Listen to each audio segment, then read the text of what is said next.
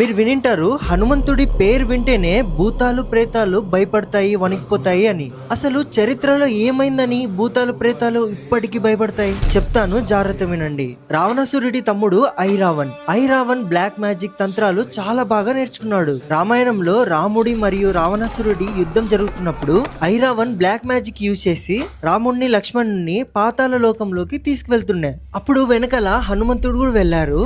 ఐరావణ్ణి హనుమంతుడు ఎంత కొడుతున్నా ఇక్కడ చనిపోతున్నాడు, మళ్ళీ అక్కడ బతుకుతున్నాడు. హనుమంతుడికి అర్థమైతుంది ఇదేదో బ్లాక్ మ్యాజిక్ జరుగుతుంది నాతో అని. అప్పుడు తెలుసుకుంటాడు హనుమంతుడు 5 దిక్కుల్లో ఉన్న దీపాలు ఒకేసారి ఆర్పితే ఐరావణ్ణి చంపచ్చు అని. కానీ 5 దిక్కుల్లో ఉన్న 5 దీపాలు ఒకేసారి ఎలా ఆర్పాలి? అప్పుడే హనుమంతుడు రౌద్ర రూపాన్ని ధరిస్తారు, పంచముఖి హనుమాన్.